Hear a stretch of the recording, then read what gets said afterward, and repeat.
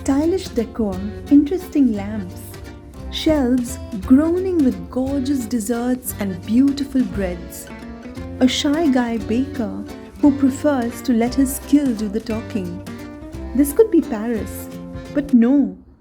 We are in the heart of Srinagar, sussing out why the Delice patisserie is a must-do on your next visit to Kashmir.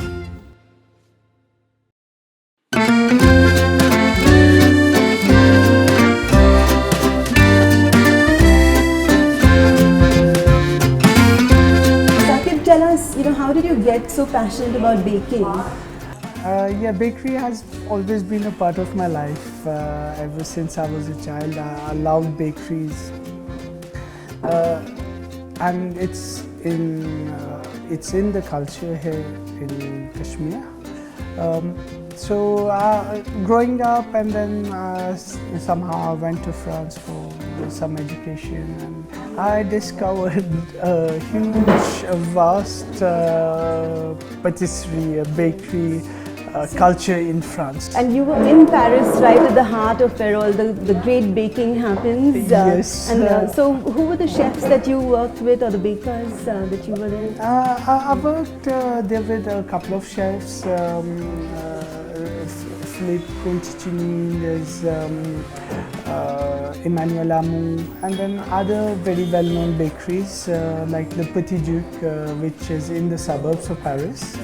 And so then what made you come back to Srinagar with this repertoire? Because you could have opened a bakery in any part of the world, it could have been any part of India. So why Srinagar again? Is it because it's close to your heart? Yes,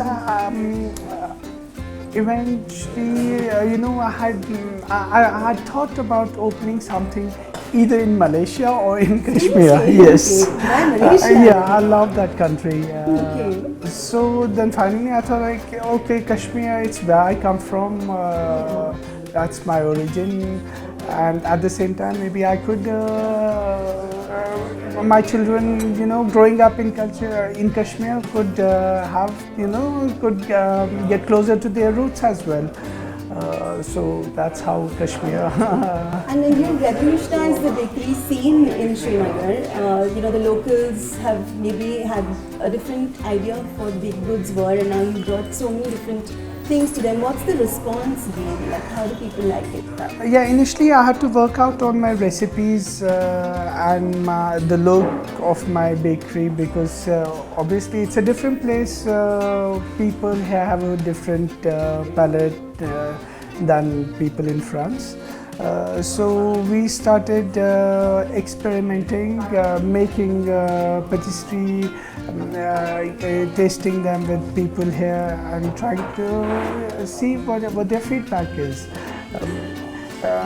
What we discovered initially was that the chocolate, one of the main ingredients in French patisserie, they didn't like the Belgian chocolate, which I consider is the real chocolate. So they found it too bitter? It was, yes, quite bitter for the palate, and so I was very disappointed.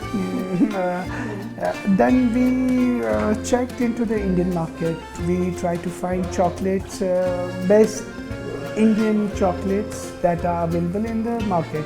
So we found a couple of them. We started all over experimenting, tasting those chocolates with people, and that was liked by people. So that's how we started, the first couple of patisseries here in Srinagar. Fantastic. And you tell me that you have some plans of expansion. Can you tell me? Yes, because initially when we started here, we didn't know that we would get such a good response. So I started at my parents', they had a piece of land with a small structure there. I started there, and then it started growing and growing and growing, and we started getting popular in Kashmir. Now the space there is not enough for the production that we are doing right now. So we've purchased a piece of land somewhere where we'll do a better structure, more organized. And what are you going to call that? Obviously, that would be our laboratory workshop for the Delice. Yes. So it will be the Delice lab or something Yes. like that. Okay, Yes. fantastic. Yes. Yeah. So we wish you all the best with that. Thank you very much. Thank you, Priya.